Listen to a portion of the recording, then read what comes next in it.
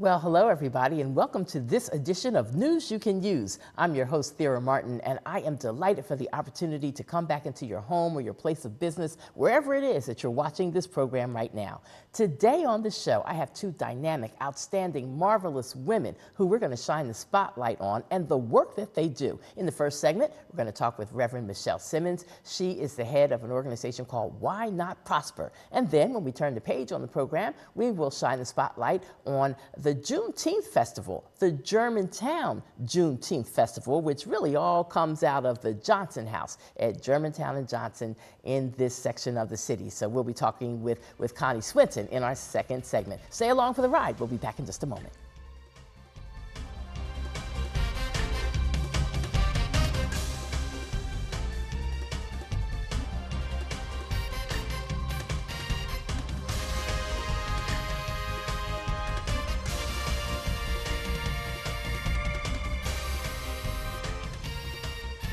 Well, hello everybody, and welcome to this edition of News You Can Use. I want to jump right to it. Reverend Michelle Simmons is here, and I am so appreciative and thankful to have you. And thank you so much for having me. I am excited also. Yes, yes, yes. Good to see you. It's been a while. I can't remember when we first met, but whenever it was a blessing God meant for us to meet. That's and it.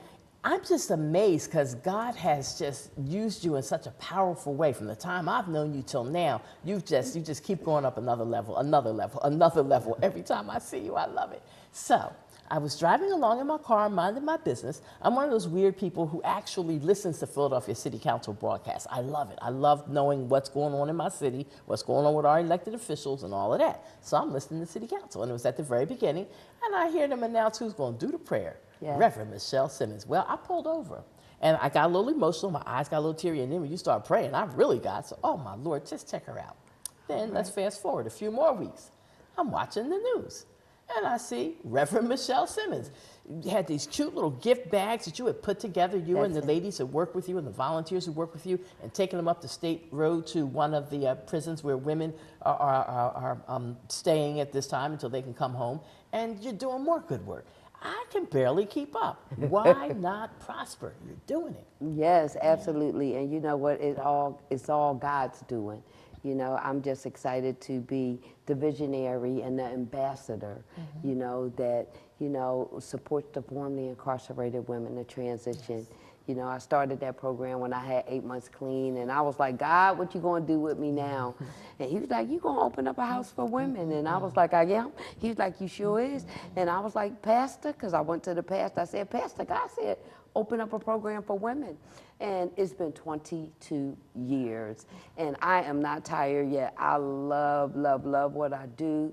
I love, love, love supporting the women, you know, and I just thank God for this opportunity, because you know what I've learned, that is why I'm helping them, I'm helping myself. Yes, yes. You know, because you can't teach nothing you ain't practicing yourself. Yes, absolutely. You know, so I'm excited about Why Not Prosper, and you know, it's a transitional house for formerly incarcerated women, and they could stay with us 6 months to a year up in Germantown. And it's not just a house. I love that spot. I mean, it's not like a house.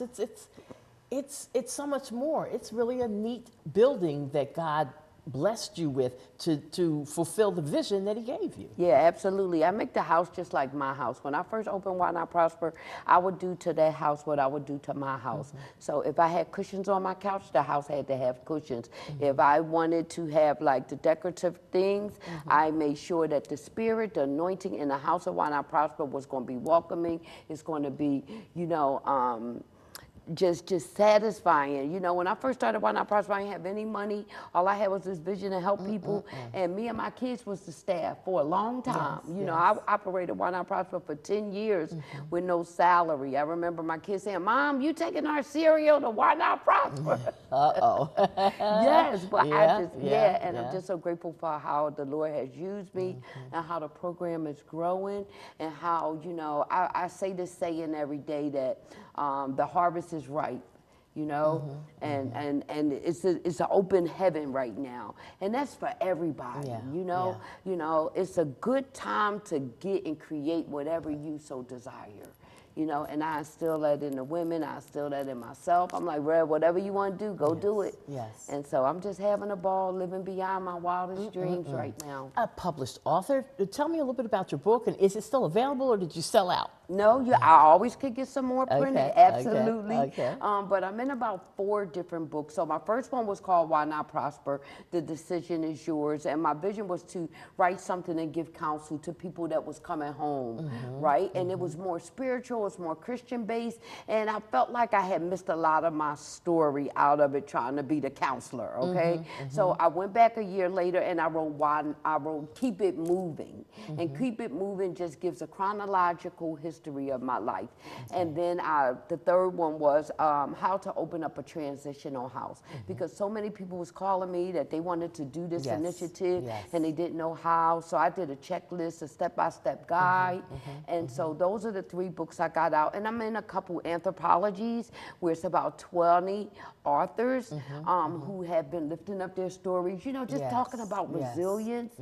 And so I'm in those anthologies. The book is on the website. You could just go to whynotprosper.org and get your little Keep It Moving book or the manual if you have a vision to open up your own program. And that's the other beauty that I love about you. You're not afraid to share how you got to where you are. Because some people, you know, they meet with some success and it's like, oh, well, I want you all copying off of me. I can't show you none of my notes. I can't tell you how I got to where I am. And that's so sad. But you're not that kind of person. You know what? And I love that about God, and I love that about myself, that I am like just, my heart is so open. I think when I first got started, I didn't have money, I didn't have skills, I didn't have education. When God gave it, and some people latched on to me, and they was givers, and they was like open-hearted. It was lawyers, it was, you know, just community members. And so when I finally got my feet on the ground stable, I said, you know what? I owe it to other sisters, right, to be that support. And I do that to the day. You know, I let people know where funding is.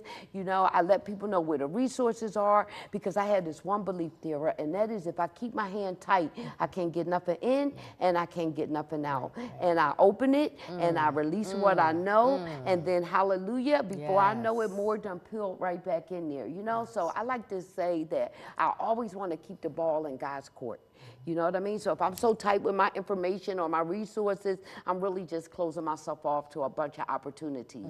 So you know, I've been working real hard too, and I'm real intentional about trying to be there to support another sister in any way, rather it's personal development, rather it's entrepreneurship, rather it's mentorship, because again, everything I give out is going to boomerang back. Yes.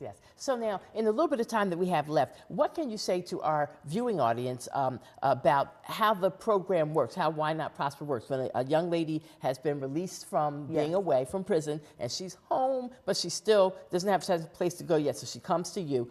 There's some rules. It's not just a free-for-all. There's a lot of rules, and what happens really is I start the process after they get sentenced in the jail. So I do pre-release in the jail, and I start to get them thinking and doing some assessments on what you're going to do when you get out of here.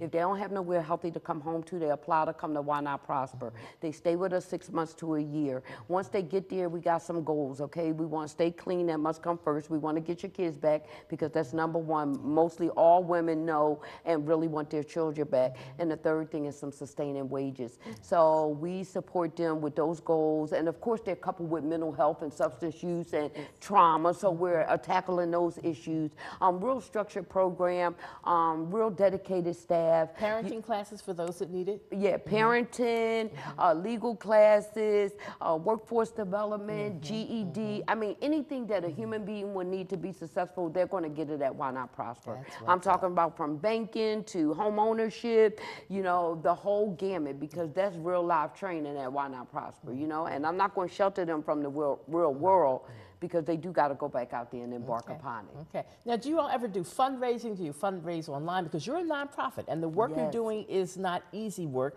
And I'm sure that, well, I shouldn't say I'm sure, but I'm thinking maybe you don't have a whole thousand million contributors who are putting into Why Not Prosper right now. So how are you able to sustain, or can people donate if they would like? Yeah, absolutely. You can always donate to Why Not Prosper. You could donate your time, your talent, or your treasure.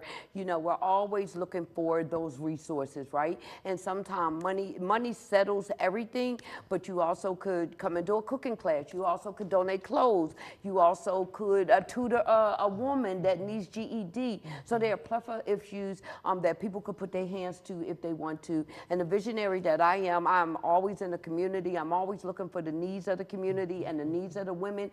And so we are always doing like events, or God give me these assignments, and you can partner with me. All right. So yep, checks are always available. And I really like relationships. You know, sometimes I believe, Thera, that everybody is just about 2 or 3 relationships away from the big hoorah or the big bang. So if I know you, you know somebody, you refer me, and bam, we have this. Yes. So money is great, and all checks are acceptable. But checks should be made out to Why Not Prosper. That is correct. Yeah, everything made out to Why Not Prosper. The website have about 16 different programs that we have on there. We're dealing with anti-violence in Northwest. We're dealing with COVID and education of the adult vaccinations.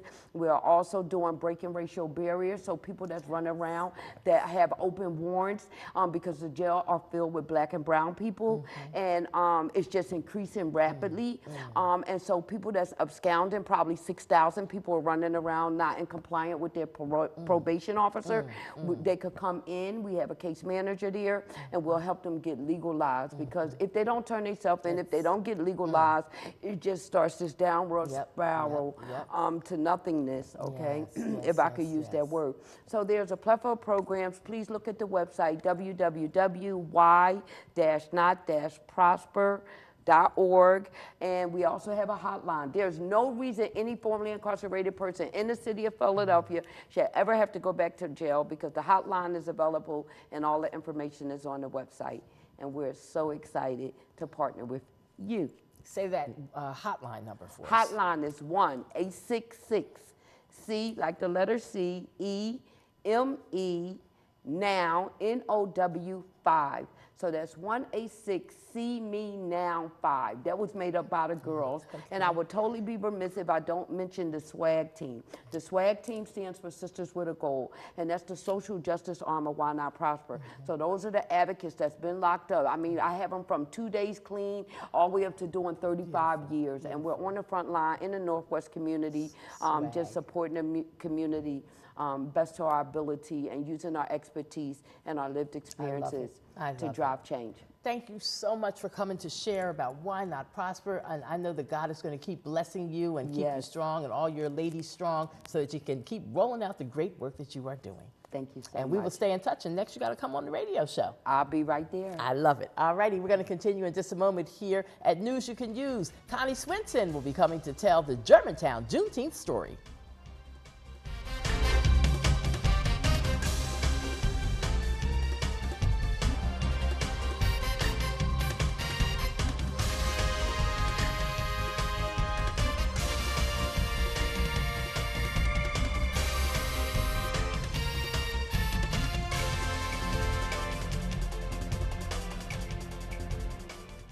One day, you went to your secret hiding place, and instead of what you came for, you found this. What would you do? The truth is, all drug use comes with risk. Before drugs take their toll on you and your family, know that there is help. You can quit. If you or someone you love is struggling with drug use, call 1-800-662-HELP for 24-hour free and confidential information and treatment referral, or go to samhsa.gov/knowtherisks. What to expect when you're expecting a teenager. Today we're talking about how to wake up your teen, and this works literally every time.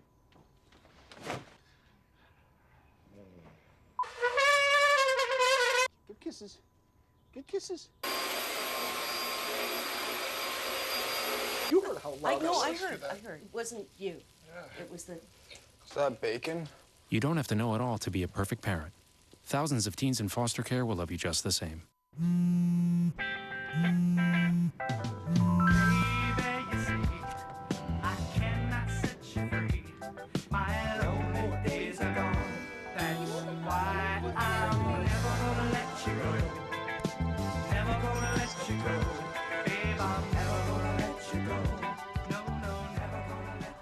Here you go.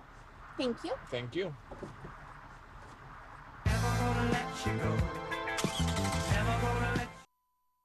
Look to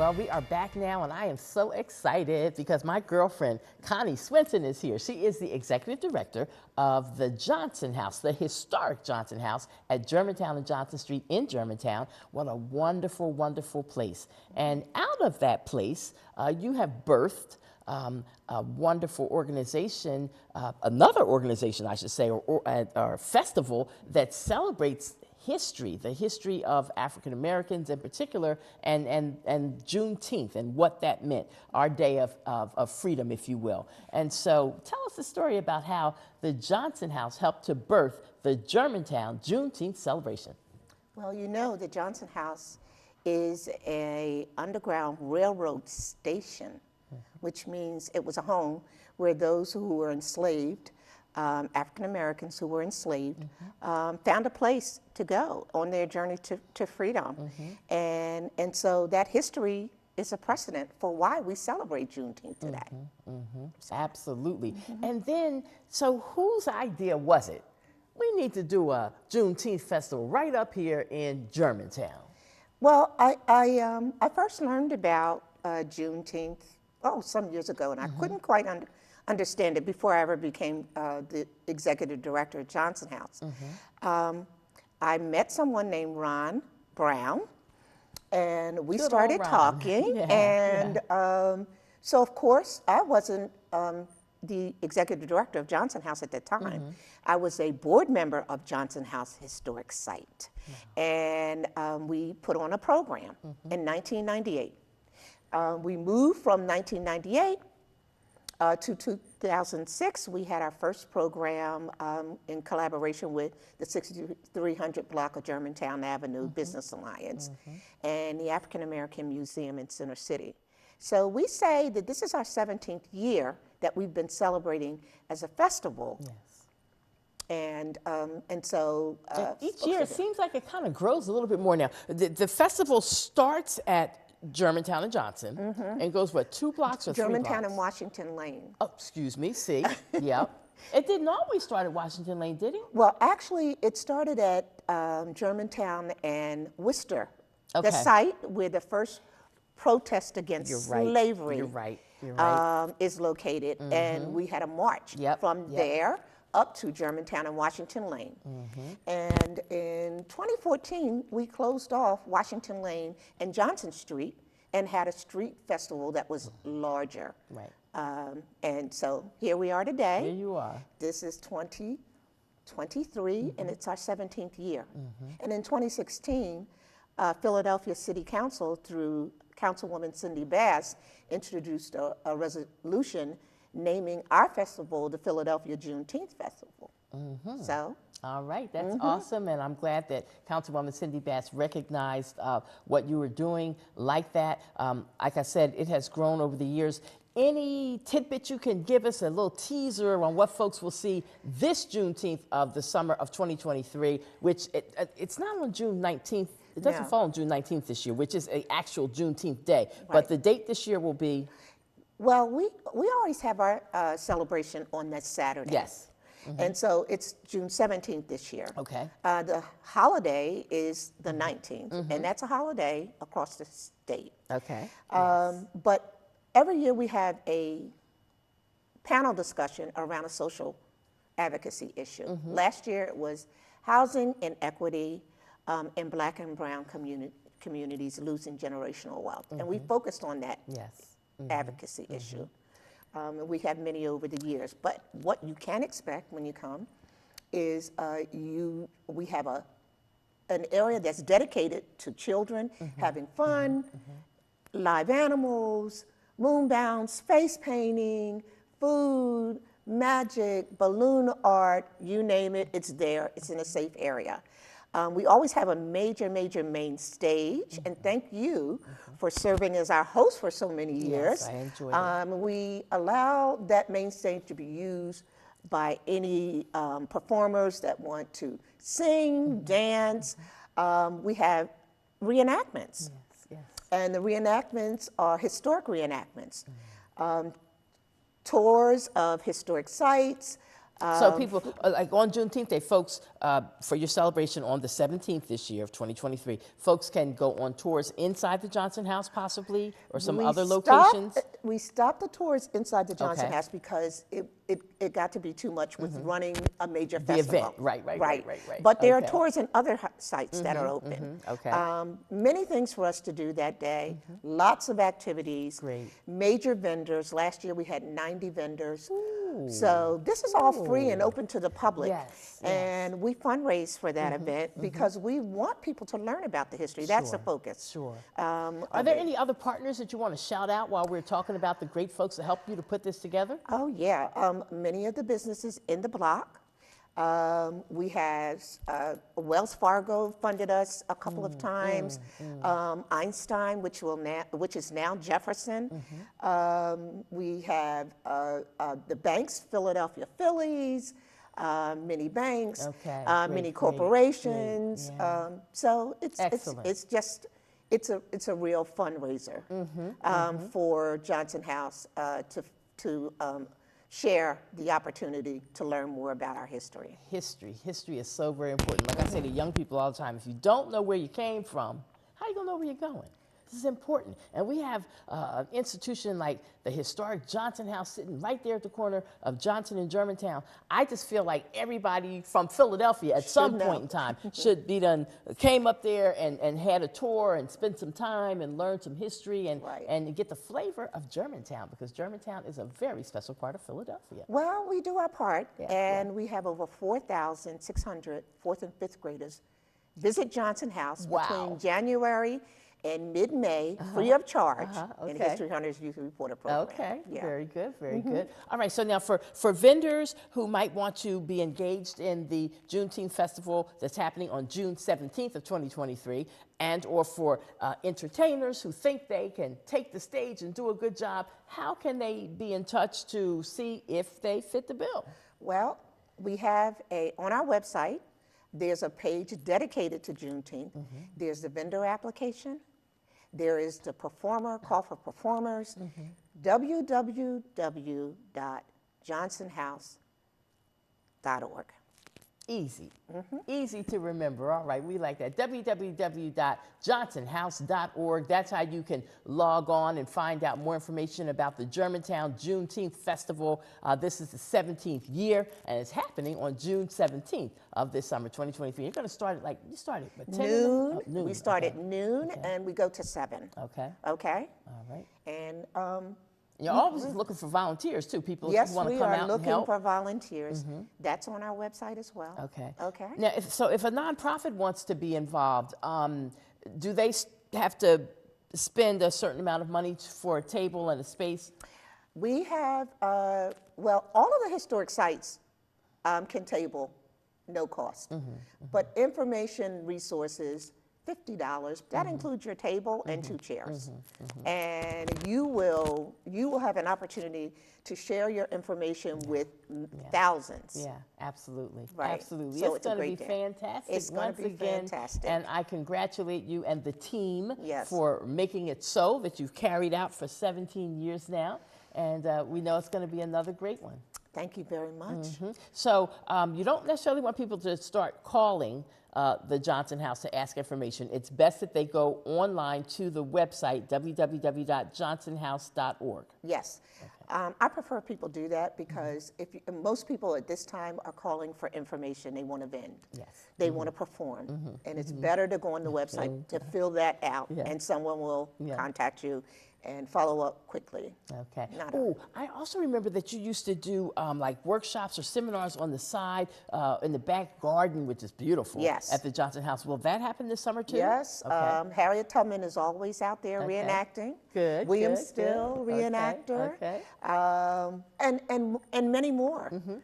Grounded Theater Company is for the last 3 years they've done a play that they developed. And it is related to the theme of Juneteenth. So it's really important for people to come out. It's a great time. It's neighbors, it's businesses, and the vendors make lots of money. Oh, good.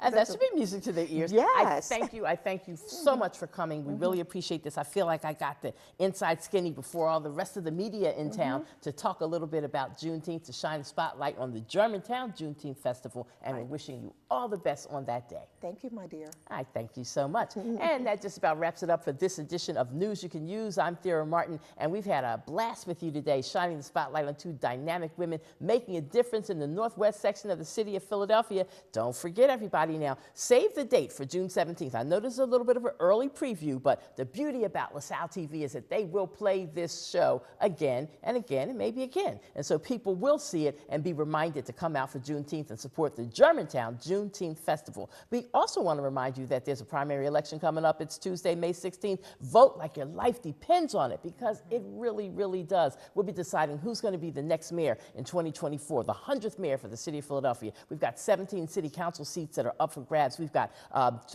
10 common pleas court judge seats up for grabs. We've got 2 municipal court seats up for grabs. There's 4 questions on the ballot that people need to answer. Take note of all of that. Pay attention to everything that you got to vote for sheriff, for city controller, and also for register of wills. So there's a lot at stake. Whatever you do, make for sure you vote on election day. Every vote does count. Have a good one, everybody, and thank you so much for checking us out.